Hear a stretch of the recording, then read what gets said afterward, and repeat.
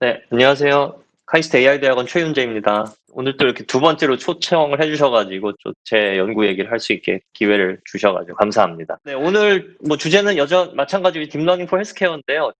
사실 방금 말씀드린 대로 저는 이제 오늘 오신 분들은 저번에 오셨던 분들 대부분이 다 그 오버랩이 있다고 생각을 해가지고 저번 내용을 아예 빼고 그 저번에 미처 하려다가 못했던 내용들을 이제 부처를 위주로 하려고 그랬는데 또 아닌 분들도 계시다 그러셔가지고 지금 급하게 지금 여기 첫 번째 이 모델링 EHR 요 부분을 조금 제가 끼워 넣었습니다. 그래서 원래는 오늘 이제 스케일링업이랑 도메인 널리지에 대해 얘기를 하려고 했다가 요걸 잠깐 이제 급하게 끼워 넣었는데 요거 최대한 빨리 한번 리캡하고 그 다음에 넘어가도록 하겠습니다. 혹시 요 리캡이 조금 이제 요 리캡이 너무 빠르다 생각하시는 분들은 그 EIRIC에서 유튜브에 올려놓은 그 영상이 있으니까 그거를 참고해 주셔도 좋을 것 같습니다. 제가 주로 하는 일은 전자유무 기록을 딥러닝 방법을 이용해가지고 처리를 해서 미래에 어떤 일들이 발생할지 예측하거나 뭐 그런 일을 주로 한다고 말씀드렸거든요. 그래서 예를 들어서 뭐 환자의 네. 요런 요 환자의 기록이 있으면 과거 기록이 있으면 뭐 예를 들어서 처음에 병원에 왔을 때는 뭐 기침이 있었고 열이 있었고 그래서 타이레놀을 먹고 뭐 수액을 맞았다. 두 번째 병원에 왔을 때 뭐뭐가 있었고 세 번째 병원에 왔을 때는 뭐 고열이 있었고 뭐 엑스레이를 찍었다. 이런 식의 어떤 그 과거 런지튜더널 기록이 있으면은 이제 예를 들어서 이런 기록이 있을 때 뭐 향후 6개월 내에 이 사람이 신부전에 걸릴 것 같냐라고 예측하는 뭐 그런 문제를 주로 이제 얘기를 했었거든요. 그래서 이게 이제 그 도식화인데 그러니까 이제 요만큼이 환자라고 볼 수 있는 거죠. 환자의 레프레젠테이션인 거죠. 그래서 이거를 레프레젠테이션을 봤을 때 이제 이거를 어떻게 하면 딥러닝을 처리할 수 있는가, 그리고 그거를 어떻게 하면 이제 인터프리터블하게 만들 수 있는가까지 제가 얘기를 했었거든요. 그래서 오늘 그 다음으로 바로 넘어가려고 했는데 이제 혹시 못 보신 분들을 위해서 잠깐 말씀드리자면 이제 요 핵심은 이제 뭐 머신러닝의 핵심은 결국 이 환자의 기록을 저희한테 이제 이 리서처한테 주어진 기록을 어떻게 하면은 컴퓨터가 잘 이해할 수 있게 벡터화 시킬 수 있느냐, 어떻게 하면 이제 레프레젠테이션을 만들 수 있느냐가 핵심인데, 그래서 과거에는 제가 순서를 조금 헷갈리는데 과거에는 이제 이런 식으로 뭐 예를 들어서 이제 뭐 우리가 신부전을 예측한다 그러면은 이제 신부전 심혈관계의 전문의께서 이제 IT 엔지니어나 뭐 이런 분들하고 같이 앉아가지고 신부전을 예측하려면 이제 이러이러한 힌트들이 중요하다. 이제 피처를 알려주시면 이제 그런 것들을 IT 엔지니어가 이제 컴퓨터로 구현을 했었죠. 그래서 뭐 신부전을 예측하려면 부정맥이 과거에 있었는지가 중요하다. 아니면 뭐 호흡곤란을 겪었었는지 이런 것들을 봐야 된다. 아니면 뭐 다이어레릭을 처방받은 적이 있는지 뭐 이런 것들을 이제 다 피처로 놓고, 그래서 그게 뭐 과거에 뭐 한 번, 뭐 부정맥은 두 번, 뭐 호흡곤란은 한 번, 이런 식으로 이제 어떤 카운팅 벡터를 만들어서 그거를 이제 로지스틱 리그레션이나 뭐 서포트 벡터 머신이나 아니면 뭐 랜덤 포레스트나 이런 잘 알려진 클래시컬한 모델에 넣어가지고 예측을 했었죠.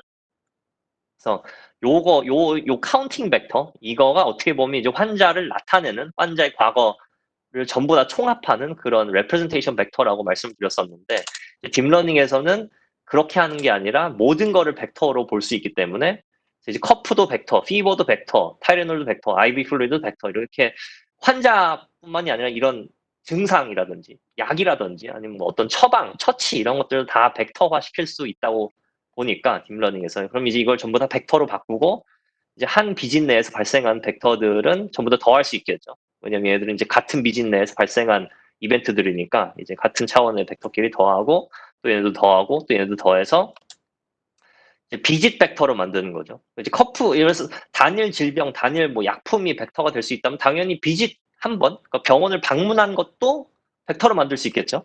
모든 건 벡터로 만들 수 있으니까. 그래서 이제 벡터가 하나, 둘, 세 개가 생기겠죠. 비짓 1, 비짓 2, 비짓 3 벡터가 생기고 그거를 이제 RNN이라는 모델에 주로 넣게 됩니다. 이제 RNN은 어떤 이 순차적인 뭐 예를 들어서 뭐 텍스트라면 이 단어, 뭐 I am a boy 이러면 단어를 I am a boy 이런 식으로 넣을 수 있지만 저희 같은 경우는 이제 이 런지튜드널한 그 전자 유무 기록을 넣어야 되니까 그러면 이제 비짓 1, 비짓 2, 비짓 3을 이제 RNN에 넣고 그렇게 해가지고 마지막 요 벡터, 이 RNN의 기억 벡터라고 말하는 이 메모리 벡터가 환자의 과거 기록을 총체적으로 저장을 하고 있는, 기억을 하고 있는 어떤 그런 레프레젠테이션 벡터가 되는 거죠. 그러니까 예를 들면 예전에는 이제 이게 카운팅 벡터였다 치면은 지금은 기계가 좀 더 잘 이해할 수 있는 어떤 사람은 이해하기 힘든 그런 뭐 예를 들어서 128차원 또는 뭐 256차원, 뭐 512차원의 어떤 벡터가 되는 거죠.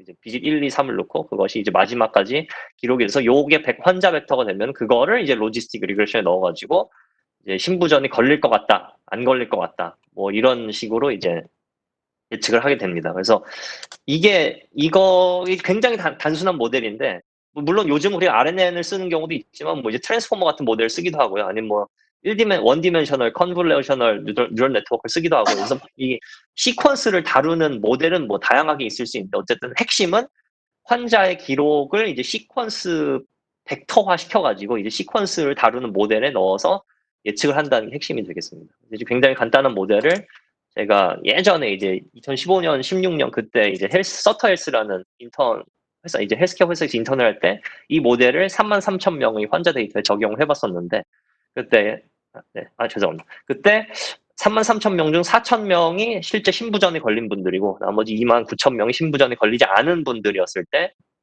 요 모델을 적용하면 어떻게 되냐. 그때 보시면은 요 네 가지 로지스틱 리그레션, SVM, 뭐 MLP는 이제 옛날 딥러닝 모델이죠. 그 히든 레이어가 하나밖에 없는. 그다음 KN은 굉장히 클래시컬한 모델과 비교했을 때 이 GRU라는 모델, 이 GRU가 이제 RNN의 어떤 그 베리언트잖아요. GRU라는 모델이 훨씬 더 신부전 예측을 잘한다.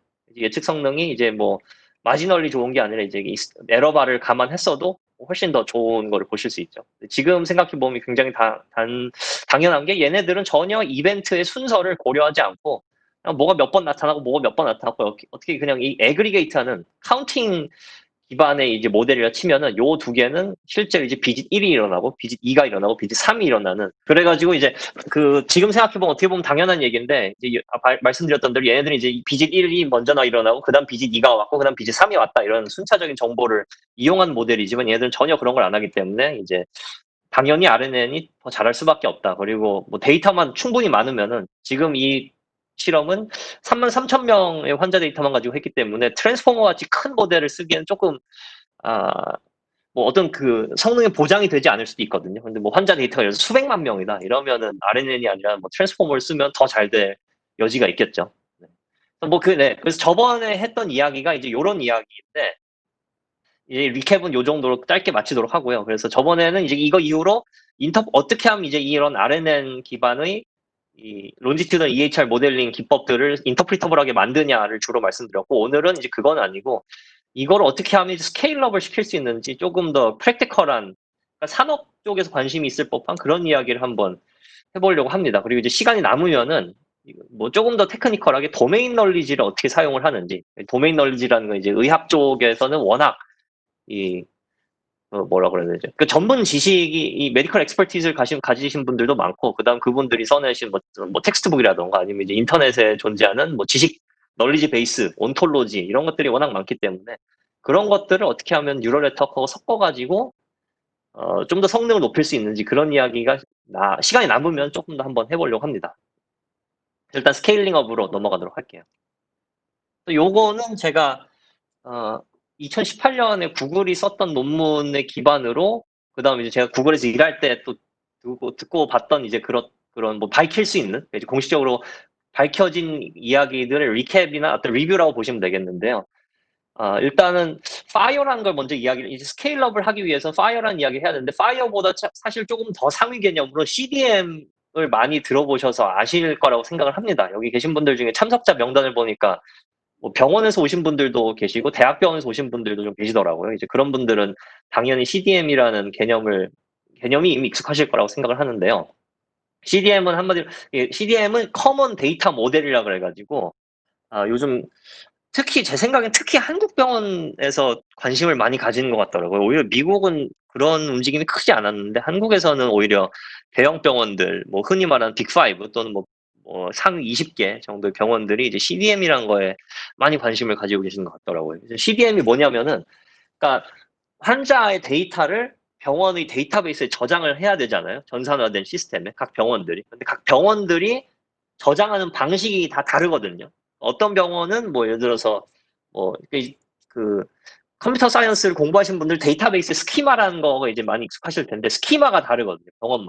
병원마다 데이터베이스 저장하는 방식이 달라서 어떤 병원은 뭐 예를 들어서 어떤 병원 환자의 이름을 저장하는데 어떤 병원 환자 이름을 저장하지 않을 수도 있잖아요. 또 어떤 병원은 뭐 환자의 생년월일 아니, 환자의 생년월일, 뭐, 환자의 핸드폰 번호를 저장할 수도 있는데 어떤 다른 병원은 핸드폰 번호를 저장하지 않을 수도 있고, 이런 식으로 뭐 이런 거 굉장히 이제 디테일한 예인데, 그거 외에도 뭐 병원에서 행정을 처리하는 뭐 방향, 뭐 어떤 그 스타일이라던가, 아니면 뭐 약을 처방하는 스타일이라던가, 여러 가지 어떤 진단하는 프로세스라던가 이런 게 다를 수 있기 때문에 병원마다 각자 이 데이터를 저장하는 방식이 달라서, 예를 들어서 이 병원하고 병원끼리 협업을 해가지고 연구를 하고 싶다 그러면은, 아니면 뭐 굳이 연구가 아니더라도 예를 들어서 뭐 이 환자가 저 병원으로 이제 뭐 병원을 이전할 때 그때 이제 병원 데이터를 뭐 옮긴다거나 이럴 때 문제가 발생할 수 있겠죠.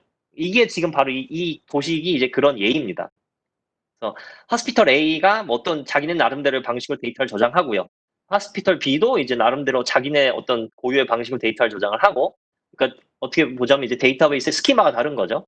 그럼 이제 그러니까 하스피털 A가 예를 들어서 B로 데이터를 보낼 일이 생겼다. 예를 들어서 뭐 연구 협업을 한다거나, 뭐 환자의 어떤 그 과거 병력을 공유한다거나 이럴 때 이제 데이터를 보내야 되잖아요. 서로 주고받아야 되는데, 그때 그러면은 그냥 보내면은 이제 A에서 B로 바로 보내면은 이 컴패터블 하지 않겠죠. 왜냐하면 두 개의 스키마가 다르기 때문에, 이쪽에서 저장한 방식 그대로 데이터를 이제 B에다 던지면은 B는 그거를 임포트할 수가 없죠. 자기네 전산화된 시스템에. 그래서 중간에 요런 이제 개념이 끼는, 이 CDM이라는 개념이 끼는 겁니다. 그러니까 이제 코먼 데이터 모델이니까 어떤 그 공통된 데이터를 저장하는 방식을 이용하자 이거거든요. 그래서 제가 알기로 커먼 데이터 모델의 가장 그 대표적인 예 두 개가 지금 이제 오늘 말씀드릴 파이어, 패스트 헬스케어 인터로퍼러빌리티 리소스라고 해서 파이어가 하나 있고요. 또 하나는 이제 한국에서 조금 더 유명한 것 같은 오맙이라는 게 있거든요. 이제 OMOP라고 해서 또 이제 또 다른 CDM의 한 예인데, 그 두 개가 제 생각엔 제일 많이 알려진 것 같습니다. 근데 구글은 구글은 여러 병원하고 일을 해야 되잖아요. 이제 병원 딱 하나랑만 일을 하는 게 아니라 구글은 워낙 이제 IT 자이언트니까 뭐 이미 알려진 것만으로 해도 뭐 UCSF랑도 일을 하고, UC 시카고 메디슨이랑도 일을 하고, 뭐 이런 식으로 이제 다양하게 뭐 한두 군데랑 일을 하는 게 아니기 때문에, 그리고 각 병원마다 다 데이터를 저장하는 방식이 다르기 때문에 구글이야말로 정말 CDM을 이용을 하고 싶은 그 모티베이션이 굉장히 크겠죠. 예를 들어서 구글이 뭐 이 병원에서 데이터 받고 저 병원에서 데이터 받은 다음에 뭐 각 병원마다 필요한 어떤 뭐 예측 모델을 납품을 한다 그러면은, 예를 들어서 병원 20군데가 일을 한다 구글이 그러면은 20개의 각자의 개별적인 모델을 만들어 가지고 납품을 해야 되잖아요. 근데 그러려면 굉장히 그게 스케일러블하지 않죠. 구글은 이제 스케일러블리티를 굉장히 따지는 회사이기 때문에, 뭐 예를 들어서 지금 처음에 병원 5개랑 일을 할 땐 5개의 개별적인 클라이언트가 있고 5개의 예측 모델을 만드는 게 할만하지만, 나중에 뭐 전 세계의 대상으로 서비스를 한다 그러면은 뭐 병원이 뭐 100개가 될 수도 있고 200개가 될 수도 있고 뭐 1000개가 될 수도 있는데, 그때마다 그러면 1000개의 모델을 만들어서 납품을 할 수는 없잖아요. 그러니까 그래서 구글은 특히 CDM이라는 거에 관심이 굉장히 많고, 그중에 이제 구글은 오맙이 아니라 파이어를 채택을 했습니다.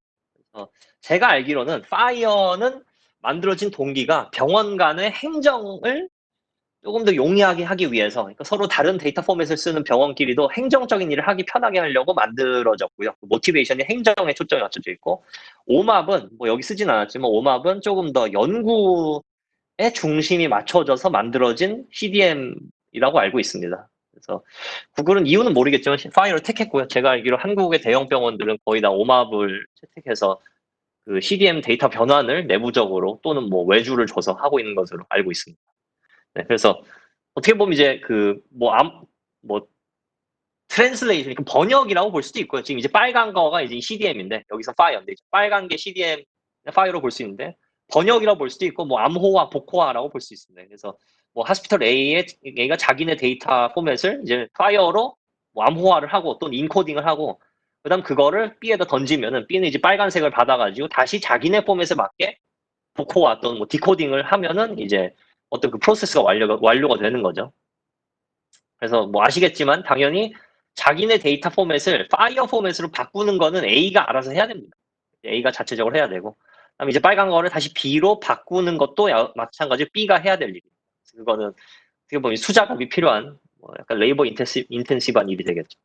네, 그런 개념이고, 그래서 이제 말씀드렸다시피 이제 구글은 파이어를 채택했고, 이제 그거를 특히나 뭐 홍보를 하기 위해서 뭐 프로토버퍼라는 것도 만들었는데, 이건 뭐 넘어가도록 하겠습니다. 이거는 뭐 대형 이제 굉장히 큰 뭐 수백만, 수천만 명의 환자 데이터를 압축을 해야 될 필요가 있기 때문에 이거를 그냥 생으로 텍스트로 저장하면 너무 데이터 용량이 커지니까 그걸 근데 이제 파이어 포맷을 압축을 하는 뭐 그런 프로토콜을 이제 오픈 소스화를 했다. 뭐 그런 이야기입니다. 네, 그래서 파이어가 뭐 두 개의 이그젬플만 보여드리자면은 이제 데이터베이스가 익숙하신 분들은 데이터베이스 관계 DB엔 테이블이라는 개념이 있잖아요. 관계 DB 테이블 이제 병원에는 여러 가지 테이블이 있겠죠. 뭐 환자 테이블 해가지고 이제 환자들의 정보를 저장하는 테이블이 있고, 그다음 또 뭐 입원 테이블이라 그래가지고 환자가 병원에 입원하면 그 사실만을 또 저장하는 테이블이 있고, 그럼 이제 그 두 개의 테이블은 뭐 포린 키랑 뭐 프라이머리 키로 연동이 되겠죠. 뭐 예를 들어서 환자의 고유 아이디 또는 뭐 입원 고유 아이디가 이제 어떤 프라이머리 키가 돼가지고 서로 이제 링크가 되는데 거의 유사한 똑같은 개념이 이제 파이어에도 있습니다. 파이어는 이제 그거를 테이블이라 부르지 않고 리소스라고 부르거든요. 근데 리소스는 결국 테이블하고 똑같은 겁니다. 제가 보기엔. 그래서 이제 요거는 페이션트 리소스 또는 뭐 관계 DB를 따지면 페이션트 테이블이 되는데 당연히 페이션트에 해당하는 여러 가지 뭐 고유한 그 컬럼마다 피처가 그러니까 컬럼에 테이블로 보자면 컬럼에 해당하는 피처들이 리소스에 있습니다. 그래서 고유 아이디가 있고요. 요게 이제 프라이머리 키가 되겠죠. 그 테이블로 따지면 그다음에 뭐 그 환자의 아이디 아니 환자의 그 실제 성명 뭐 텔레콤 아마 그 핸드폰 번호겠죠. 그럼 성별, 뭐 생년월일, 뭐 그런 것들이 있고, 뭐 이제 주소, 뭐 여러 가지 뭐 환자의 뭐 결혼 여부 이런 것들이 쭉쭉쭉 저장이 됩니다. 마치 테이블에 저장이 되듯이요. 그래서 그게 이제 파이어의 페이션트 리소스가 되고 또 다른 리소스를 보자면은 하나만 더 보자면 이제 인카운터.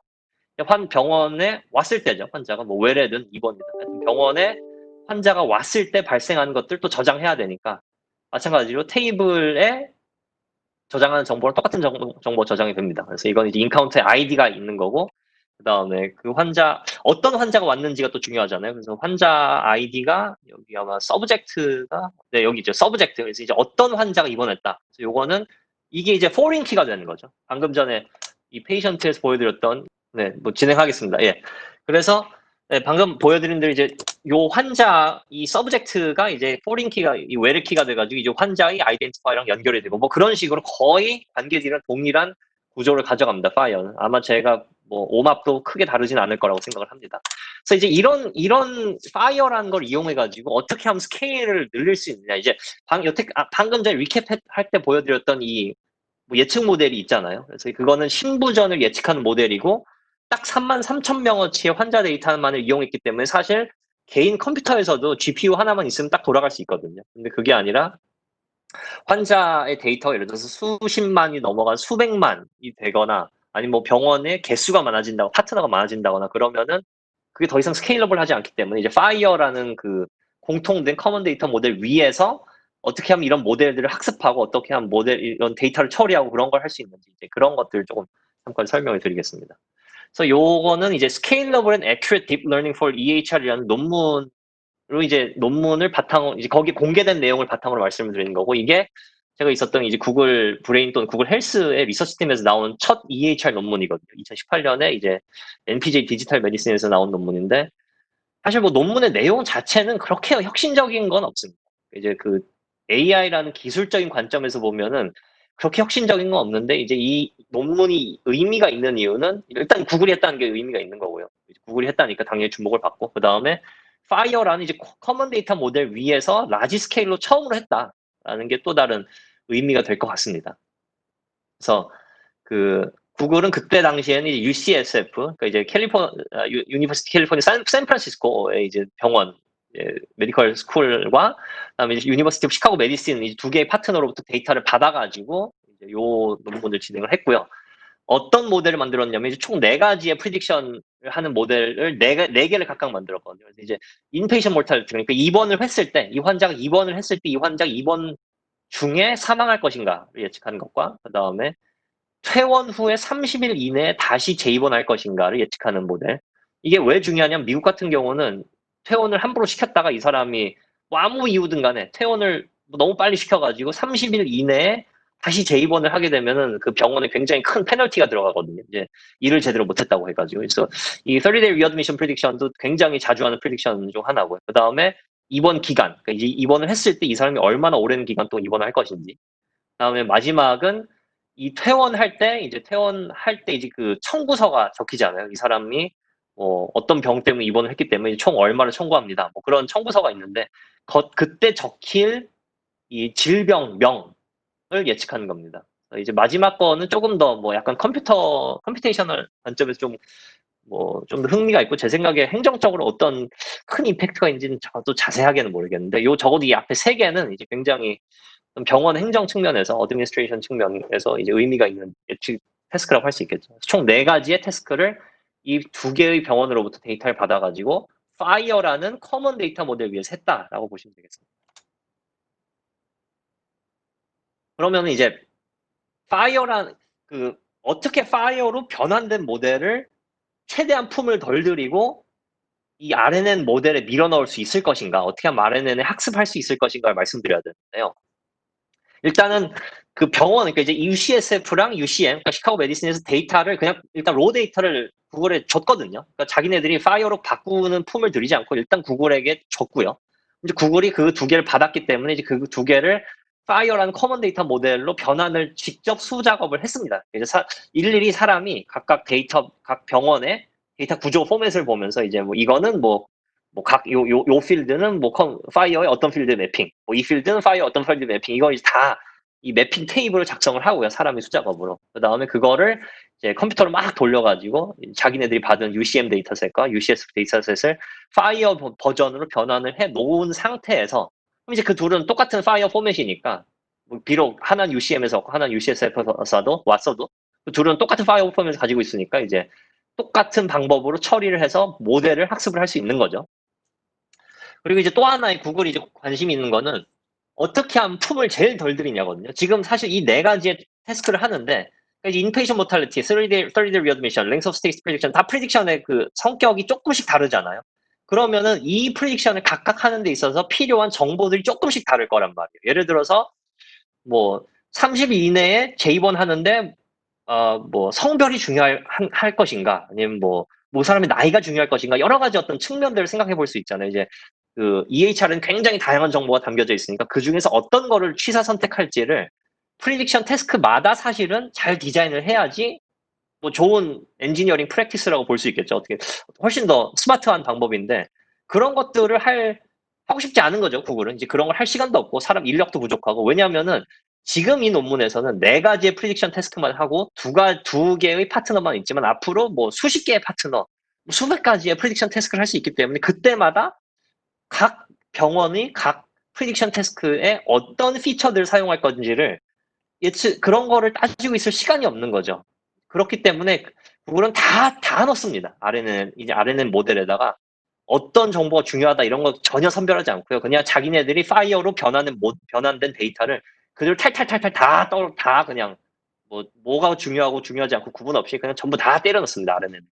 그래서 어떻게 이루어지냐면은 지금 요게 이제 페이션트 타임라인입니다.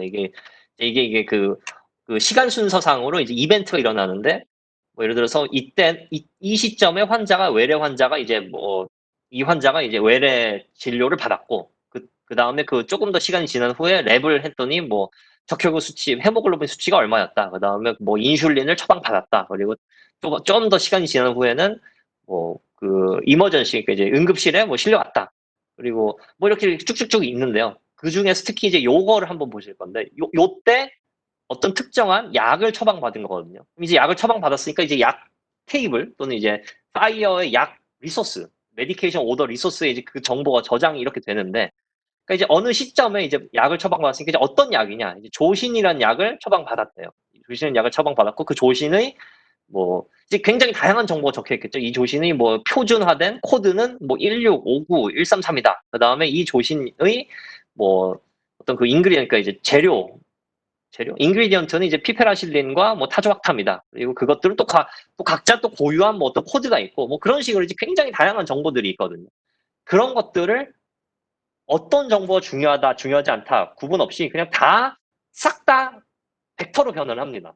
그러니까 앞에 잠깐 리캡 시간에 말씀드렸는데 딥러닝에서는 모든 걸 벡터로 변환할 수 있다고 믿기 때문에 그러니까 조신이라는 텍스트도 이제 2차원 벡터로 변환을 하고, 그다음에 이제 요 조신의 고유 번호 1659133도 그냥 예를 들어서 n차원의 벡터로 변환하고, 그다음에 피페라실린이라는 이 재료도 모든 걸 전부 다 구분 없이 그냥 전부 다 다 벡터로 변환을 할 뿐입니다. 이제 일괄적으로 벡터로 변환을 하고 그게 이 메디케이션 오더에서만 일어나는 게 아니라 프로시저 오더에서도 똑같은 일이 일어납니다. 이제 조금 더 시간이 지난 후에는 이 어떤 뭐 처방, 그러니까 프로시저를 처방을 받았는데 그때는 호흡기를 뭐 처방을 호흡기를 붙인 것 같아요. 환자가 아마 뭐 입원을 했나 본데. 그럼 이제 호흡기를 뭐 호흡기 매니지먼트가 있었는데 그때 이 호흡기 매니지먼트의 고유 코드는 94002다. 그리고 뭐 이제 그때 뭐 어느 시점에 이제 이 일이 일어났다. 그런 것들 다 구분 없이 전부 다 벡터로 바꿉니다. 그래서 이런 거를 이 이벤트들 전부 다 하나로 벡터로 다 바꿔놓은 다음에 예를 들어서 이만큼씩 바켓을 만듭니다. 이제 한 달치 바켓을 이렇게 한 달, 한 달, 한 달, 한 달, 한 달, 한 달 이런 식으로 이제 한 달치의 어떤 그 바켓을 만들고 그 안에서 일어난 모든 이벤트들은 전부 다 그 벡터들을 변환된 벡터들을 전부 다 이어붙인다 이렇게. 지금 이렇게 벡터들 변환을 했잖아요. 하나 다 필드마다 그거를 쭉 길게 이어붙입니다. 이런 식으로. 이제 뭐 요만큼은 뭐 이제 요만큼 뭐 메디케이션의 고유 어떤 약 처방의 고유 알기 이만큼 이제 그 처방된 약의 이름 이만큼 뭐 그 처방된 약의 인그리디언트 1번 인그리디언트 2번 뭐 이런 식으로 이제 다 쭉쭉쭉쭉 붙여가지고 굉장히 긴 벡터로 만들면은 그 벡터를 이제 이 RNN에 넣는 겁니다. 이제 이게 어떻게 보면 이제 바켓 벡터가 되는 거잖아요. 한 달치 이제 버켓의 벡터가 되는 거기 때문에 그 버켓 벡터를 RNN에 넣어가지고 이제 쭉 그냥 RNN을 학습을 시키는 게 이제 제일 발품을 안 들이고 이제 하는 그런 방식입니다. 그래서 이게 어떻게 보면은 사실 이 정도 스케일로 요 정도 스케일로 파이어나 뭐 어떤 CDM을 이용해서 파이프라인을 만든 회사가 제가 보기엔 아직도 없을 거라고 생각하거든요. 구글의 스케일로 하는 회사. 그래서 어떻게 보면 이제 이게 일종의 어떤 스탠다드가 될 수도 있다고 저는 생각을 합니다. 그래서 이렇게 한 거를 이제 데이터셋 이제 이런 파이프라인을 이제 만들어 놓고요. 그다음에 이제 말씀드렸듯이 두 개의 병원 이제 UCM과 UCSF에서 데이터를 받아가지고 이제 이거를 학습을 해서 실험을 돌리는데 대략 하스피털 A에서 받은 트레이닝 셋, 하스피털 A에서 받은 테스트 셋 합치면 한 9만 몇천 명쯤 되죠. 그다음에 하스피털 B 이게 아마 이제 UCM일 텐데 요게 A가 UCSF, B가 UCM인데 뭐 UCM에서 이제 11만 더하기 이제 만에서 한 12만 정도 이제 그러니까 9만 몇천 그다음 12만 몇천 정도의 데이터셋을 받아가지고 학습을 합니다. 그래서 결과를 보여주는데 그쪽에서 결과가 사실 뭐 제가 보기에는 그렇게 막 AI적으로 스트롱한 결과는 아니고 어떻게 보면 조금 더 현실적인 프랙티컬한 결과인데 그러니까 아까 네 가지의 태스크를 했잖아요. 하나가 입원 중에 사망할 것이냐 그 다음 또 하나가 30일 이내 재입원을 할 것이냐 세 번째가 입원 기간이 얼마나 길 것이냐 그 다음 네 번째가 퇴원할 때 청구서에 나올 그 병명이 뭐냐 요거였는데 하나하나씩입니다. 이제 요게 이제 입원 중 사망할 확률의 그 성능인데 요게 이제 자기네들의 모델이에요. 요게 자기네들 모델. 요거는 뭐냐면은 그쪽 필드에서 이제 이 바이오메디컬 또는 헬스케어 쪽 또는 뭐 그 뭐라 그러지 에피디미올로지나 뭐 퍼블릭 헬스나 요쪽에서 이제 자주 쓰는 사망 예측 알고리즘이에요. 그러니까 전혀 머신러닝이 아니라 그냥 그 분야의 전문가들이 모여서 이 사람이 사망할지 뭐 예측을 하려면 이제 요러요러한 피처들을 봐야 돼. 그래서 그거를 이제 어떤 룰 베이스로 만든 알고리즘이에요. 그래서 그 알고리즘 대 자기네들 이제 LSTM, RNN을 비교를 했는데 자기네들이 더 잘 된다.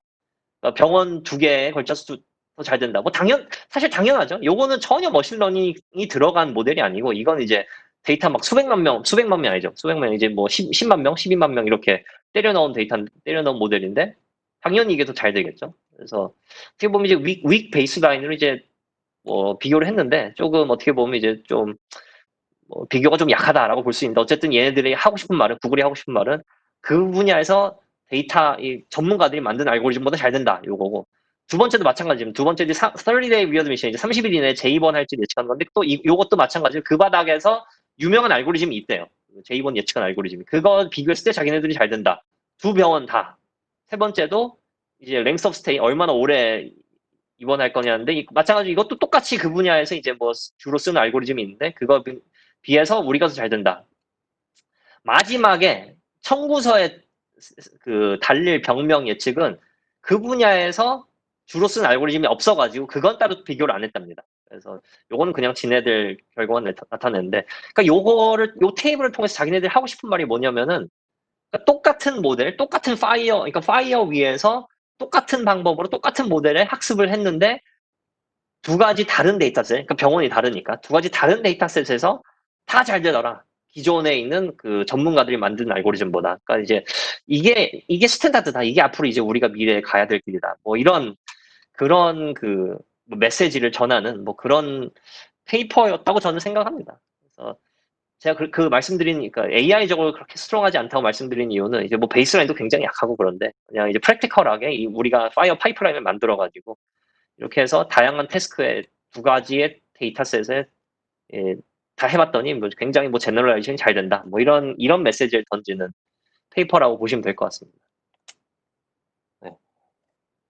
그래서 컨클루전에 말씀드린 대로 이제 퍼스트, 그러니까 뭐 퍼스트 라지 스케일 딥러닝 애플리케이션이다. 이제 파이어를 이용해서 파이프라인 크게 만들어가지고 이제 몇십만 명까지 10만 명, 12만 명 정도의 데이터셋을 이용해서 쭉 그냥 사람의 개입이 거의 없이 거의 풀리 자동화된 파이프라인에서 이렇게 했더니 뭐 기존에 했던 것보다 잘 된다 이런 거고, 그렇기 때문에 이제 앞으로 이런 식으로 나아가야, 산업에선 적어도 이런 식으로 나아가야 된다. 뭐 이런 그런 뭐 메시지를 던지는 모델이라고 보시면, 뭐 그런 페이퍼라고 보시면 되겠습니다. 네. 아, 제가 한 10분 정도 시간이 좀 남은 것 같은데요. 어, 교수님, 예, 예. 더 진행하셔도 되십니다. 예. 네네네. 그래서 10분, 뭐 15분 내에 그 다음 이야기를 조금 최대한 간추려가지고 한번 해볼까 합니다. 아, 네. 예, 예, 예. 부탁드립니다. 예. 예. 그래서 스케일링업은 여기까지 끝내고 스케일링업 관련해서 그 질문 있으시면은 그 또 Q&A 시간에 해주시면 좋을 것 같습니다. 그래서 그 두 번째 주제는 조금 더 이제 테크니컬한 주제인데, 이거는 도메인 널리지를 방금 말씀드린 이제 의학적 지식을 어떻게 하면 뉴럴 네트워크에 이제 인젝션 시켜가지고 조금 더 스마트한 디시전을 만들 수 있게 하느냐를 이제 탐구하는 그런 쪽 분야의 이제 프로젝트인데, 요거는 제가 2017년 KDD에 썼던 논문을 바탕으로 말씀드리는 거거든요. 그래서 레프레젠테이션 러닝, 그러니까 이제 어떻게 하면 모든 걸 벡터화 시킬 수 있냐. 이제 환자도 벡터화, 뭐 비짓도 벡터화, 뭐 코드도 벡터화, 이렇게 다 벡터화 시킬 수 있는데, 그 벡터화를 사실 잘 하려면은 일단 데이터가 많아야 되거든요. 말씀드렸다시피 저희가 어떤 뭐 도메인 널리지를 넣지 않고 풀리 데이터 드리븐으로 이제 벡터화를, 그 벡터화를 학습을 시키는 거기 때문에, 그러려면 당연히 데이터가 무진장 많아야지 잘 되겠죠. 이론적으로는 뭐 무한대로 있어야지 뭐 이상적인 어떤 그 성능이 나오는데, 그러니까 두 가지 챌린지가 있죠. 벡터화를 잘 하려면 이제 데이터가 많아야 된다. 근데 현실적으로 항상 데이터가 많은 건 아니잖아요. 그리고 또 하나는 이제 인터프리테이션. 그러니까 배워놓은 벡터가 과연 얼마나 이 의학적 지식하고, 그러니까 사람들이 이제 특히 의사분들이 배운 의학 지식하고 얼마나 이 매칭이 잘 되냐, 얼마나 얼라인이 잘 되냐는지를, 그것도 사실 확인이 쉽지가 않거든요. 그래서 그 두 가지 챌린지를 한번 풀어보자 하는 게 이제 요 프로젝트인데, 이제 모티베이션이 그렇고, 그래서 인서피션시는 이제 두 가지 측면이 있거든요. 하나는 그냥 애초에 병원이 작기 때문에 데이터가 별로 없는 경우가 있겠죠. 이제 병원이 항상 뭐 내셔널 레벨, 이제 그 국가 단위의 어떤 병원만 있는 건 아니기 때문에, 뭐 그런 병원이야 뭐 수백만 명의 환자의 데이터가 뭐 몇십 년치가 쌓여 있겠지만 그렇지 않을 수도 있으니까, 뭐 영세한 아니면 뭐 지방의 로컬 병원이라면 그 정도의 데이터가 없는데, 그럼 어떻게 하면 이제 레프렌테이션 러닝을 잘할 것이냐. 또 하나는 아무리 대형 병원이어도 애초에 그 뭐 예를 들어서 질병이 워낙 희귀하면은 환자가 아무리 많아도 그 질병에 걸리는 환자의 절대적 수가 부족하기 때문에, 또 마찬가지로 같은 이유로 데이터 레프레젠테이션 러닝이 잘 안 될 수밖에 없거든요. 그런 측면에서 이제 데이터 인서피션시 챌린지가 있고, 또 하나는 말씀드린 대로 어떻게 하면 이제 배운 레프레젠테이션이 이미 우리가 뭐 거의 뭐 이제 뭐 어떻게 보면 인류 역사상 이제 축적해온 메디컬 널리지가 있는데, 메디컬 널리지가 있는데 걔네하고 온라인이 잘 돼야 되는데 그거를 확인하기가 쉽지가 않다. 그래서 이제 그 두 가지 챌린지를 한 번에 솔브하기 위해서 이제 제시하는 게, 이미 이 의학 분야의 전문가분들이 큐레이션 해놓은 메디컬 온톨로지를 적극적으로 활용을 해보자는 게 이제 요 주제거든요. 이제 온톨로지라는 거를 조금 익숙하신 분들도 있고 뭐 처음 들어보는 분들도 있으실 것 같은데, 어떻게 보면 이게 그래프라고 보실 수 있거든요.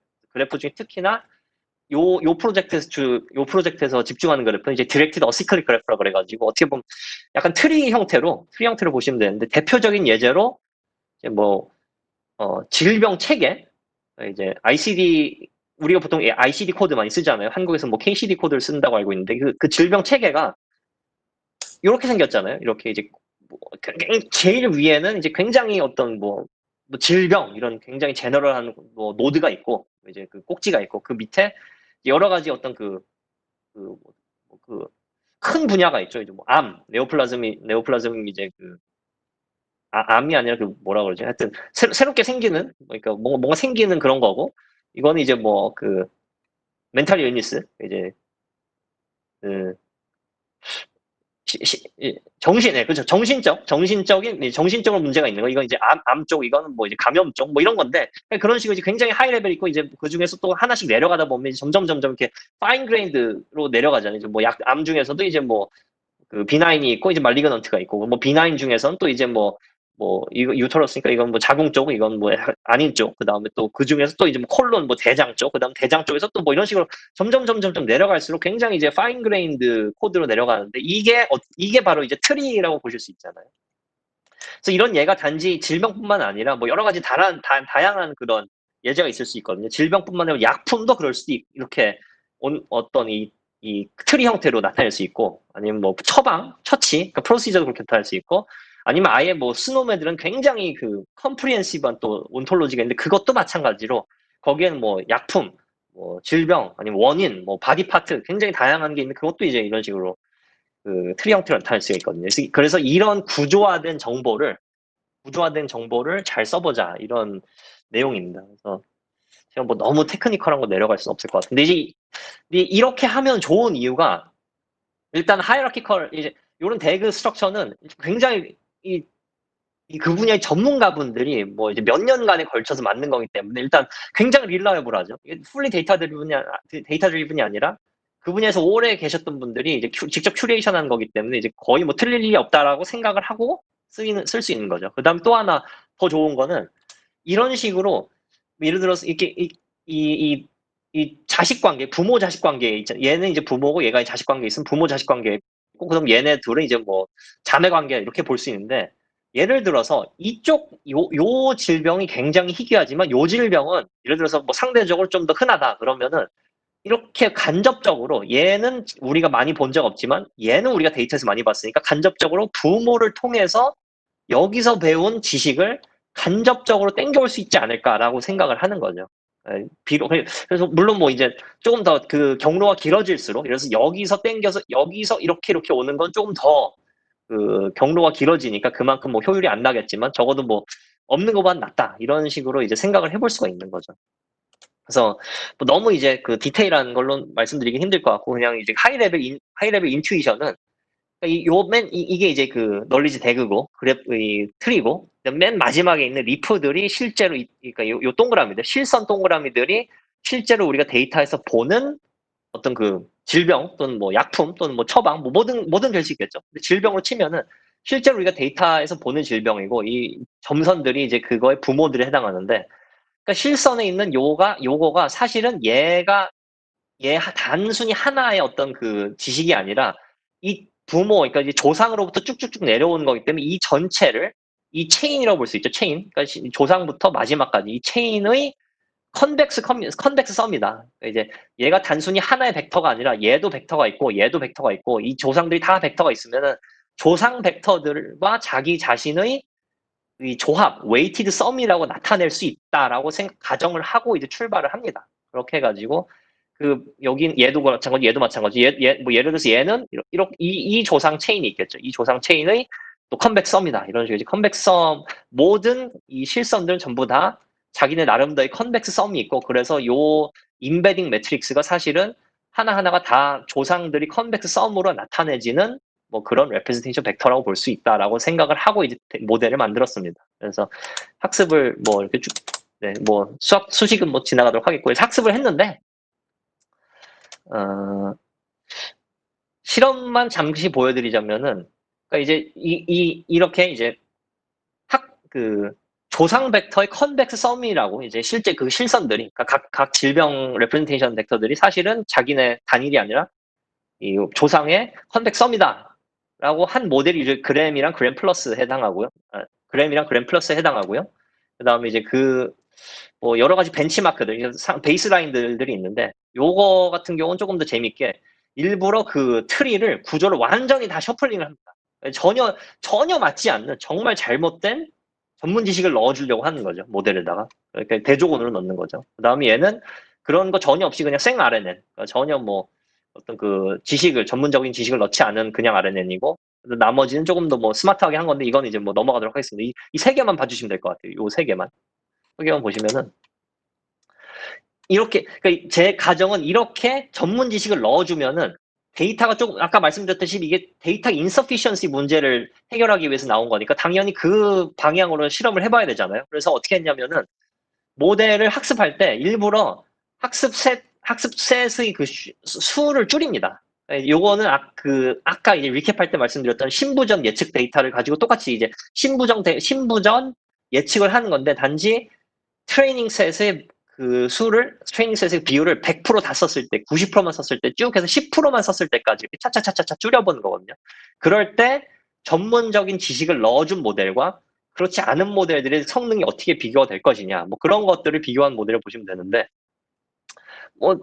인투이티블리, 그러니까 이제 직관적으로 당연히 데이터셋이 좀 더 작을 때 뭐 득을 볼 거라고 생각을 해볼 수 있겠죠. 이제 RNN 같은 경우는 이제 100%다 쓸 때는 뭐 8335, 얘는 이제 8448, 8447이니까 뭐 1% 정도 차이가 나는데, 뭐 3, 40 정도일 때는 차이가 좀 더 난다. 뭐 이때는 뭐 이제 한 2% 정도 차이 나고, 이때는 또 뭐 그렇게 많이 차이 나진 않네요. 뭐 그런 식으로 하여튼 조금 더, 그러니까 로버스트하다. 그러니까 이제 데이터를 조금 덜 쓰더라도 성능이 어느 정도 유지가 잘 된다라는 걸 볼 수가 있겠고요. 그거에 비해서 이제 랜덤 덱은 좀 신기한 게, 사실 다른 여러 가지 그 수치들이 있는데 랜덤 덱가 항상 제일 성능이 안 좋아요. 이 모델이. 그 말인즉슨 정보를 넣어줄 때 제대로 된 도메인 널리지를 넣어줘야지, 전혀 잘못된 도메인 널리지를 넣어주면 오히려 손해를 끼치는, 해가 되는 그런 걸 이제 단적으로 보여주는 뭐 베이스라인 모델이라고 보시면 되겠습니다. 네, 또 하나 도 있는데 요거는 넘어가도록 하시고요. 뭐 같은 내용인데, 이제 뭐 요것도 사실 뭐 잠깐 말씀드리자면, 이제 이게 바켓스인데, 이제 요 바켓스에 있는, 바켓스가 하나, 둘, 셋, 넷, 5개가 있는데, 5개가 있는데 그 중에서 이쪽에 있는 질병군일수록 굉장히 희귀한 질병이고, 이쪽에 있는 질병군일수록 굉장히 흔한 질병군이거든요. 그래서 여기는 뭐 고혈압, 당뇨 뭐 이런 것들이 있고, 여기에는 이제 뭐 유전 질병이라던가 뭐 그런 흔하지 않은 질병들이 있는데, 그때 이제 그램이 다른 애들보다 잘 된다. 흔하지 않은 애일수록 더 성능이 뭐 훨씬 잘 된다. 이런 것들을 보여주는 거고, 마찬가지로 랜덤 덱은 여기서도 항상 제일 성능이 안 좋죠. 그러니까 뭐 다시 말씀드리자면은 이제 도메인 널리지를 넣어줄 때는 잘 넣어줘야 된다. 뭐 그런 거라고 보시면 되겠습니다. 그래서 조금 더 이제 흥미로운 그 비주얼라이제이션을 보여드리자면은, 저희가 이제 그 그러니까 그 학습을 다 끝난 다음에 이제 질병 코드들 하나하나를 다 이제 비주얼라이제이션을 해볼 수 있잖아요. 아까 말씀드렸듯이 질병 코드 하나하나가 뭐 그램의 경우에는 조상들과의 웨이티드 썸이라고 보는 거고, 뭐 RNN 같은 경우는 그런 거 없는 건데, 이제 요 두 개는 뭐냐면은 이제 이 점점점 하나하나가 다 이 질병 코드들이에요. 보시면 이제 굉장히 작은 점들이 뭐 한 수천 개가 있는데, 다 이 질병 코드들이고, 색깔은 아까 보여드린 그 군들이 이제 뭐 암, 아니면 뭐 인펙셔스 디지즈, 아니면 뭐 멘탈 일니스, 아니면 뭐 프랙처드 본, 그러니까 이제 뭐 운동했다가 뭐 나는 뭐 그런 거 외상, 트라우마, 뭐 그런 군들이라고 보시면 되겠습니다. 요 색깔들은. 요번에 스킵그램하고 글러브는 굉장히 유명한 워드 인베딩 그, 그 알고리즘들인데, 얘네들은 뭐 전혀 예측엔 사용하지 않으니까, 지금 아까 이제 신부전 예측할 때 학습을 했었잖아요. 근데 이제 얘네들은 뭐 그런 건 아니고, 그냥 이제 뭐 그냥 뭐 참고용으로 보여드린 겁니다. 스킵그램으로 그 질병 코드들을 학습을 하면 이런 식으로 이제 그 비주얼라이제이션이 이루어지고, 글러브는 이제 이런 식으로 이루어진다. 그래서 스킵그램이 조금 더 이제 구조화가 잘 된다고 보시면 되겠고, 근데 얘네들은 전혀 뭐 신부전을 사용하거나 그러진 않았습니다. 얘네들은 순전히 참고용이고요. RNN을 보시면은 이제 RNN이 있고 RNN하고 RNN 플러스가 있는데, RNN 플러스는 사실 이제 질병 코드들을 이 글러브 알고리즘으로 미리 프리 트레이닝 한 다음에 이제 그걸 가지고 신부전에 예측할 때 또 다시 재 파인 튜닝을 한 거거든요. 얘는 전혀 그러지 않은 거고. 그래서 보시면은 아시겠지만 뭐 그렇게 뭐 또 구조가 잘 나타나지 않죠. 지금 보시면은 여기에 이제 뭐 분홍색들이 조금 뭐 군집이 되는 것 같은데, 뭐 그거 빼면은 사실 뭐 굉장히 번잡하죠, 안에가. 근데 이제 그램 플러스로 가면 굉장히 구조가 뚜렷하죠. 지금 보시면은 전혀 뭐 군집화가 뭐 이렇게 막 섞여 있는 게 아니라 분홍색은 분홍색끼리, 뭐 초록색은 초록색끼리, 진한 초록색은 진한 초록색끼리 이제 묶여 있는데 그거에서 끝나는 게 아니라 서브 카테고리끼리도 또 묶이거든요. 그러니까 지금 보시면 분홍색은 뭐냐면 분홍색은 인저리 앤 포이저닝이죠. 이제 뭐 어떤 그 부상 또는 뭐 독약 같은 거 뭐 이런 것 쪽인데 그거 내에서 이제 그거는 하이 레벨 컨셉이니까 이제 그거에서 또 세부 컨셉으로 내려갈 수가 있잖아요. 트리상으로. 그럼 여기 있는 군집들이 보시면은 세부 컨셉들 중에서도 특히 뭐 수술하고 난 다음에 생기는 뭐 그 컴플리케이션 여러 가지 뭐 증상들이 있을 수 있잖아요. 걔네들만 모인 군집입니다. 예를 들어서 얘네들은 같은 분홍색이지만 이제 하지 그러니까 다리가 부러진 거에 관련된 코드들만 모여 있고 얘는 어펄림이니까 그 팔이 부러진 거에 관련된 애들만 모여 있고 그런 식으로 이제 굉장히 군집화 클러스터링 굉장히 잘 되고 있죠. 그러니까 위에 얘랑 비교해 보시면은 훨씬 더 깔끔하게 모이고 있고 그 이유는 당연히 도메인 널리지 아까 트리 구조를 써가지고 학습을 했기 때문에 이렇게 될 수밖에 없는 거죠 어떻게 보면은. 그러니까 왜냐하면 그 각각 점 하나하나가 같은 조상을 공유하고 있으면은 당연히 비슷한 그 레이턴트 스페이스에 인베딩이 될 수밖에 없겠죠. 그러니까 이제 이렇게 이제 깔끔한 게 나타나고 그렇기 때문에 데이터가 적은 상황에서도 다른 애들에 비해서 뭐 예측 성능이 잘 나오고 뭐 그런 이제 스토리가 되겠습니다.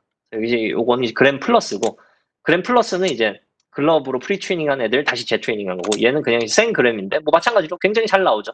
굉장히 이제 깔끔하게 클러스터링이 잘 되고 있고요. 그거에 비해서 도메인 널리지를 셔플링을 해서 이제 전혀 틀린 도메인 널리지를 넣어줬을 때는 뭐 거의 RNN이랑 비슷하죠. 뭐 전혀 이 구조가 제대로 드러나지가 않죠. 왜냐하면 뭐 당연히 뭐 전혀 완전히 랜덤한 그 트리 구조를 넣어줬으니까 뭐 배울 수 있는 게 전혀 없는 상황이라고 보시면 되겠습니다. 그래서 이 두 개의 비교가 단적으로 그러니까 제대로 된 도메인 널리지 넣어줬을 때 전혀 뭐 엉뚱한 도메인 널리지를 넣어줬을 때 그 차이라고 보시면 되겠습니다. 네. 그리고 시간이 됐나? 네, 5분 내에 마무리하도록 하겠습니다. 그래서 요 마지막에 비주얼라이제이션은 이제 어텐션 이게 아까 그 잠시 말씀드리자면은 이 웨이티드 썸을 한다고 그랬잖아요. 이제 이 자기의 조상의 벡터와 자기 자신의 벡터를 이제 웨이티드 썸을 한다고 했는데 그때 이게 웨이트 썸을 하는 방식을 이제 어텐션을 사용했거든요. 이제 어텐션을 사용했다는 거는 모델이 알아서 얼만큼 조상으로부터 지식을 땡겨오고 얼만큼 자기 말단으로부터 지식을 땡겨가지고 합칠 것이냐 이걸 이제 모델이 알아서 정한다는 건데 그럼 이제 그 얼만큼 땡겨올지를 두 가지 축으로 나눠봤거든요. 그러니까 얼마나 희귀한 질병이냐, 얼마나 이 흔한 질병이냐, 그 다음에 얼마나 이 자기의 자매가 많냐, 얼마나 자매가 없냐 이 두 가지 축으로 나눴을 때 총 네 가지 이제 군이 나올 수 있겠죠. 그래서 요거는 이제 아돈 뉴모토렉스는 이건 뭐 폐렴 관련된 것 같은데 하여튼 뭐 그쪽 질병은 굉장히 희귀하고 자기의 자매 그러니까 이제 같은 부모를 공유하는 코드 질병은 별로 없다. 그거에 비해서 이제 뭐 이 고혈압은 굉장히 흔하지만 마찬가지로 이 자매는 별로 없다. 그리고 이제 뭐 요거는 반대고 뭐 그런 식으로 보시면 되겠습니다. 그래서 이 네 가지의 이제 시나리오가 있는데 뉴모소렉스는 요거 먼저 말씀드리자면 이제 요거가 체인이죠. 이제 마지막 얘가 실제 이제 마지막 뉴모소렉스에 해당하는 코드고 이게 이제 자기의 부모, 조부모, 그다음에 이제 그 증조 할아버지의 코드에 해당하는 거죠. 그다음에 이제 크면 클수록 거기에 어텐션이 많이 걸린다는 거예요. 그러니까 이제 요거를 웨이트 썸을 해야 되죠. 얘를 나타내기 위해서 얘의 벡터를 나타내기 위해서 얘의 벡터를 웨이트 썸을 해야 되는데 그때 어텐션이 어디에 많이 걸리냐를 이제 크기 또는 뭐 바로 보시면 되겠습니다. 그래서 아돈 유모소렉스는 말씀드렸다시피 트레이닝 셋에서 한 번밖에 등장하지 않아요. 한 번. 그러니까 굉장히 희귀한 질병이고 자기의 그 자매도 5명밖에 없네요. 이제 같은 부모를 공유한 코드가 하나, 둘, 셋, 넷, 5개밖에 없다는 건데 그러니까 너무 자기 자신도 희귀하고 형제 자매도 굉장히 적기 때문에 저 쭉 위로 올라가서 맨 위에서 이제 정보를 거의 다 땡겨오고 있죠. 정보를 땡겨온다는 게 이제 그러니까 축적된 어떤 그 널리지를 이제 이 웨이트 썸을 할 때 거의 뭐 자기 증조 할아버지까지 올라가 가지고 이제 땡겨오고 있다. 근데 그거에 비해서 요거는 등장한 횟수는 되게 적어요. 그러니까 이거 디스크인데 이거는 디스크도 뭐 트레이닝 셋에서 2번밖에 등장하지 않는데 그 자기의 그 형제 자매가 무려 139명이나 있어요. 그러니까 이제 같은 부모를 공유하는 코드들이 여기 쫙 139개가 있다는 얘기인데 그렇기 때문에 당연히 139개 중에서 뭔가는 굉장히 흔할 테고, 그러면 당연히 그 부모에게 축적된 지식도 굉장히 많겠죠. 그러니까 바로 자기 부모로부터 지식을 땡겨올 수가 있는 거죠. 그래서 여기 어텐션이 굉장히 많이 걸리죠. 이제 이 두 개가 이렇게 차이가 난다. 그럼 얘는 자기 자신은 굉장히 흔하죠. 얘는 고혈압인데 이 트레이닝셋에서 4만 번이나 발생을 하는데, 그 형제자매는 딱 두 개밖에 없어요. 이제 같은 부모를 공유하는 코드는 딱 하나 더 있는 건데, 그래서인지 거의 뭐 자기 자신으로부터 그냥 이미 충분하다 이거죠. 이제 나의 스스로가 이미 4만 번이나 등장하는 코드이기 때문에 굳이 뭐 부모로부터 또는 뭐 조부모로부터 이 어텐션을 땡겨오거나 지식을 땡겨올 필요가 없는 거를 이제 보실 수 있고, 마지막은 자기도 흔하지만 형제자매도 많은 경우, 그런 경우는 이제 뭐 자기한테도 어텐션 많이 걸리지만 부모한테도 어느 정도는 걸린다. 왜냐하면 이제 형제자매가 엄청 많으니까 여기에서 쌓이는, 간접적으로 쌓이는 지식도 뭐 어느 정도 있을 거기 때문에 이제 약간 트레이드오프가 일어난다. 뭐 그렇게 보시면 될 것 같습니다. 네, 그래서 여기까지 보셨고요. 그래서 컨클루전은 이 굉장히 흔한, 인터넷에서 이렇게 쉽게 구할 수 있거든요. 이 온톨로지를 인터넷에서 그냥 바로 구할 수 있어요. 공짜예요. 아무나 구할 수 있기 때문에 이거를 데이터셋에 적당히 섞어주면은 데이터셋이 부족하거나 아니면 희귀 질병을 핸들링할 때도 어느 정도 성능의 향상을 기대를 할 수 있다라고 보시면 되겠고, 이게 저는 이제 이 실험을 오로지 이 질병 코드 트리를 가지고만 학습을 했는데, 사실 이제 트리 구조가 아까 말씀드렸다시피 뭐 CPT, 그러니까 프로시저 코드도 이렇게 트리 구조가 있고요. 그 다음에 드럭 네트워크라는 것도 있고, 그 다음에 스노메드라는 굉장히 큰 온톨로지도 있기 때문에 이런 것들을 잘 활용하면은 굉장히 또 조금 더 실질적으로 프랙티컬하게 도움이 되는 기술을 개발할 수 있지 않을까 생각을 합니다. 네, 그 다음에 뭐 퓨처 리서치 디렉션인데 요거는 뭐 그냥 뭐 건너뛰기로 하겠습니다. 이건 이제 뭐 제가 시간 너무 많이 써가지고 이미 뭐 다양한 멀티 모델리티를 사용해야 된다. 그 다음에 이제 커설리티를 이제 우리가 또 중시해야 된다. 뭐 이런 이야기입니다. 네. 네, 여기까지 마치겠습니다. 들어주셔서 감사합니다. 감사합니다. 강연 잘 네, 들었습니다. 네. 예, 그럼 저희 지금부터 Q&A 시간을 갖겠습니다. 세미나, 네, 사실 1차에서 했던 제목이 해석 가능한 딥러닝이었고, 그래서 그때는 아까 그 말씀드렸던 그 프리리미너리한 신부전 예측 끝나고 나서 이제 인터프리터빌리티에 대해서 꽤 많은 시간을 할애했거든요. 그래서 그렇기 때문에 아마 그때 근데 이제 그 생각이 별로 없이 같은 세미나 제목을 사용한 것 같거든요. 그래서 죄송합니다. 사실 어떻게 보자면 지금 말씀드린, 그러니까 이제 인터프리터빌리티를 그런 식으로 이제 뭐 이전 강연을 보시면 아시겠지만 어텐션을 이용해 가지고 뭔가 예측을 했을 때 왜 그런 예측이 나왔는지를 이제 어트리뷰션을 계산할 수 있는 그런 것들도 어떻게 보면 하나의 해석 가능한 모델이라고 보실 수 있지만, 지금 보여드린 이 논문, 그러니까 도메인 널리지를 사용하는 프로젝트들도 어떻게 보면은 인터프리터빌리티에 굉장히 초점을 맞췄거든요. 왜냐하면은 이 모델이 배우는 레프레젠테이션 벡터가, 이 벡터가 과연 어떤 것들을 학습을 하고 있는지, 그거가 어떻게 보면은 이 프리딕션, 애트리뷰션보다 조금 더 해석하기 어렵다고 볼 수 있거든요. 이제 그런데 그런 면을 이제 도메인 널리지를 이용해가지고 도메인 널리지 인젝션 해가지고 일부러 해석했을 때 좀 더 해석이 잘 될 법한 레프레젠테이션을 벡터를 배웠다. 그 다음에 이제 어텐션을 이제 보여줘가지고 어떤 식으로 이 모델이 뭐 희귀 질병일 때 또 뭐 시블링이 많을 때 이럴 때 이제 어떤 식으로 대처하고 있다라는 거를 이제 보여드렸기 때문에 이것도 어떻게 보면 하나의 인터프리터블 모델이라고 보실 수 있을 것 같습니다. 네. 예, 황인우님께서 기존에 있는 의학 자료에서 병에 대한 희귀도를 웨이트로 지정하신 건가요?라고 여쭤보셨는데요. 그러니까 저는 사실 이것도 되게 어떻게 보면 신기한 건데, 저는 그 온톨로지, 그러니까 이제 그 질병의 그 하이라키 있잖아요. 맨 위에 제너럴한 게 있고 이제 밑으로 내려올수록 점점 디테일한 질병들이 나타나는데, 그거를 모델한테 넣어줬을 뿐이지 희귀한 질병을 대할 때는 너가 알아서 뭐 조상으로부터 땡겨와라 지식을, 이렇게 제가 강요를 한 적은 없거든요. 근데 제가 단지 그런 지식을 넣어줬고, 그 다음에 이 모델이 스스로 예측을, 뭐 신부전이 아니라 뭐든 간에 예측을 열심히 하려다 보니까, 예측을 잘 하려면은 자기가 딱 봤을 때 희귀한 질병을 대할 때는 자기의 조상으로부터 지식을 땡겨와야겠구나, 웨이트를 많이 줘야겠구나 조상으로부터라고 스스로 학습을 한 거죠. 자기가 알아서. 그러니까 제가 일부러 그거를 유도하진 않았습니다. 근데 자기가 뭐 어떻게 보면 기특하게도 그거를 웨이트를 스스로 그렇게 주도록 학습을 한 겁니다. 홍참길님께서는 이제 앞서 스케일링업 부분 모델에서 피처 타입 앤 토큰 아이디에서 인베딩을 변환되는 부분에 대하여 인베딩을 어떻게 학습하는지 간단히 소개를 더해줄 수 있을까요? 라고 물어보셨는데요. 그러니까 피처 타입하고 토큰 아이디를 이제 전부 다 벡터화 시킨다고 말씀드렸잖아요. 뭐 조신이란 텍스트도 벡터화, 조신의 Rx놈 코드도 벡터화, 뭐 다 이렇게 벡터화 시키는데 그 벡터의 값을 학습하는 거는 그냥 엔드 투 엔드로 백 프로퍼게이션으로 학습을 합니다. 이제 뉴럴 네트워크를 학습해 보셨으면 잘 아시겠지만 그냥 그 맨 끝단에 이제 예측을 해야 되잖아요. 이 사람이 뭐 30일 이내에 재입원을 할지 아니면 이 사람이 입원 기간 내에 사망을 할지 이런 것들 예측을 할 때 이제 당연히 트레이닝 데이터가 있고 그거에 맞춰서 그 크로스 엔트로피 로스를 이용해서 학습을 하잖아요. 그럼 이제 그게 학습이 백프랍이 막 되면서 자동으로 그 임베딩의 값도 저절로 이제 튜닝이 되는 거죠. 그래서 모든 거는 그냥 백프랍으로 한 번에 엔드 투 엔드 학습이 된다 이렇게 보시면 되겠습니다. 그 슬라이드를 잠깐만 보여드리자면요. 네.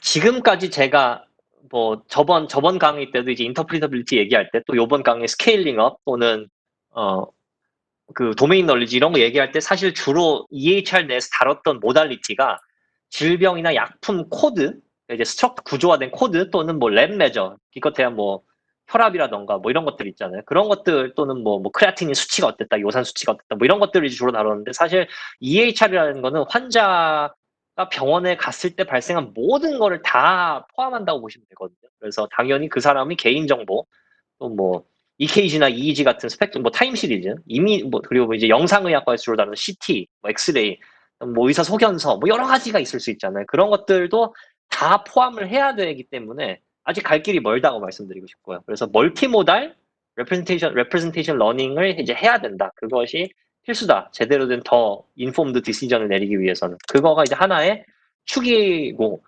그게 단순히 근데 이제 그냥 이렇게 탈탈탈탈 털어 넣으면 되는 게 아니라 저번에 혹시 뭐 논문 저번에 이제 세미나 보신 분도 있으실 수 있겠지만 이게 그 구조화된 데이터베이스에 저장이 되기 때문에 각 모달리티마다 그 연결이 다 이렇게 촘촘하게 돼 있거든요. 그래서 이제 환자가 언제 병원에 왔고 그때 어떤 진단을 받았고 그래서 뭐 어떤 처방을 받았고 뭐 어떤 엑스레이를 찍었고 그런 것들이 다 시간축으로 이렇게 다 연결이 촘촘하게 돼 있기 때문에 이런 것들을 다 고려를 해서 멀티모달 리즈닝을 할 수 있어야지 진정한 어떤 이 클리니컬 디시전 서포트 시스템이라도 만들 수가 있을 것이다라고 제가 생각을 하는 거고요. 그래서 요거 이제 멀티모달리티가 하나의 큰 축이라고 생각하고 그다음에 또 하나는 요거는 뭐 약간 이게 지금 사진이 나타내는 바가 뭐냐면은 그 컴퓨터 비전 모델을 학습을 하면 어떤 현상이 일어나냐면은 막 학습했을 때 소가 주로 풀밭에 있는 사진으로 학습을 하기 때문에 이 사진을 보여주면 소라고 예측을 하는데 이 사진을 보여주면은 소라고 잘 예측을 못 하거든요. 왜냐면 이 소가 백사장에 있는데 백사장에 있는 소는 뭐 거의 흔하지 않은 경우니까. 그래서 이 학습이 뭐 딴 데선 잘 돼도 여기서는 갑자기 이걸 보고 뭐 소가 아니라고 예측을 하고 그러거든요. 근데 그러한 문제들이 굉장히 많아요. 그러니까 이제 데이터셋이 조금만 바뀌어도 모델이 완전히 이렇게 무너지는 뭐 그런 경우들이 굉장히 흔하거든요. 뭐 컴퓨터 비전뿐만 아니라 NLP에서도 그렇고 뭐 이런 것들도 이제 뭐 바이어스 뭐 예를 들어서 뭐 레이셜 바이어스가 있다느니 뭐 여러 가지 문제들이 이제 자주 발생하는데 제가 보기 그런 모든 문제들은 다 이 모델들이 그러니까 소위 말하는 이제 어소시에이션 그러니까 피처와 아웃컴의 어소시에이션을 스터디하지 피처와 아웃컴이 커세이션 이제 인과관계를 스터디하지 않기 때문이라고 생각하거든요. 그래서 그런 의미에서 이제 커설리티를 조금이라도 좀 신경을 쓸 때가 되지 않았나. 특히 헬스케어에서는. 라고 저는 생각을 합니다. 그래서 이제 커셀리티와 제너럴라이저빌리티 사이에서는 굉장히 큰 관련이 있을 거라고 생각을 해서 이 부분도 이제 큰 어떤 방향성이 될 거라고 생각하고 실제로 요즘 AI 쪽 학회에서 뭐 카운터 팩추얼이니 커설 모델이니 이런 논문이 꼭 심심치 않게 한두 개씩 나오거든요. 그런 것들을 보시면은 트렌드를 읽으실 수 있을 것 같습니다. 그다음 마지막으로 이제 어떤 그 헬스케어 연구 전반에 대해서 좀 드리고 싶은 말씀인데 헬스케어가 주류가 되지 못하는 이유 중 하나가 이제 헬스케어가 어렵기 때문이기도 한데 일단은 데이터셋 구하는 것부터 어렵거든요. 이미지나 NLP는 데이터셋을 구하는 게 그냥 인터넷 가서 다운받으면 끝인데 헬스케어는 데이터셋을 구하려면은 뭐 하다못해 오픈 소스 데이터셋이라도 뭐 CT 트레이닝이라는 것도 거쳐야 되고 뭐 누구한테 허락도 맡아야 되고 그러는데 이미 장벽이 높은 거죠. 그래서 그런 문제가 있는데 그런 것들을 조금 어떻게 타파를 해서 좀 더 어떤 커먼한 NLP로 치면은 뭐 스쿼드 데이터셋, 이미지로 치면 이미지넷 뭐 이런 것들이 있잖아요. 그런 것처럼 헬스케어도 어떤 커먼 데이터셋이 있어가지고 걔네들 가지고 이제 경쟁을 하면은 좋지 않을까. 그러니까 스탠다다이즈드 데이터셋이 있어가지고 서로 모델의 어떤 성능도 비교하고 또 풀었을 때 의미가 있는 데이터셋이 있어야지 이제 훨씬 더 빠른 속도로 헬스케어 AI의 그 발전이 일어나지 않겠는가 그런 생각을 해봤습니다. 네, 그 정도의 발전방에 딱 3가지 꼭지를 말씀드리고 싶었습니다. 방금 전에 그 도메인 널리지를 입력할 때 썼던 대그는 커설 모델은 아니고 이제 개념적으로 그냥 상위에는 굉장히 제너럴한 추상적인 개념이 있고 이제 밑으로 갈수록 점점 더 구체적인 개념이 있는 그런 그 대그잖아요. 근데 이제 만약 대그가 커셀리티랑 대그를 엮는다는 거는 뭐 예를 들어서 시간 같은 거를 뭐 생각하신다거나 아니면 뭐 이제 인컴 아웃컴이 이제 인풋이 이제 피처가 밑에 있고 그다음에 이제 막 아웃풋이 이제 대그의 몸에 꼭대기 있어가지고 그것들이 방향성이 이제 위로 올라간다거나 뭐 그런 경우는 이제 예를 들어서 뭐 베이지언 네트워크 그런 것들 대그 모델을 생각하시면 말씀하신 대로 커즐리티가 이제 녹아 들어간 모델인데 제가 방금 보여드린 도메인 널리지는 순전히 개념적으로 그냥 맨 위랑 맨 아래에 이제 페런트 차일드 릴레이션십으로 이루어져 있기 때문에 커즐리티가 들어간 그런 모델은 아니라고 말씀드리고 싶습니다. 네. 네, 감사합니다. 예, 2번이나 초청해 주셔서 감사하고요. 사실 아닙니다. 방금 전에 네. 그 퓨처워크 얘기를 하면서도 말씀드렸지만 이 가야 될 길이 굉장히 많거든요. 그러니까 가야 될 길이 많다는 건 그만큼 재미있는 문제도 많고 풀어야 될 태클할 문제도 많고 뭐 그만큼 산업의 기회나 아니면 뭐 연구의 기회도 많기 때문에 많은 분들이 관심 가져주시고 또 콜라보레이션 할 수 있으면 좋을 것 같습니다. 그리고 네, 뭐 질문사항 추가로 있으시면 아무 때나 저한테 이메일로 여쭤보시면 좋을 것 같습니다. 감사합니다.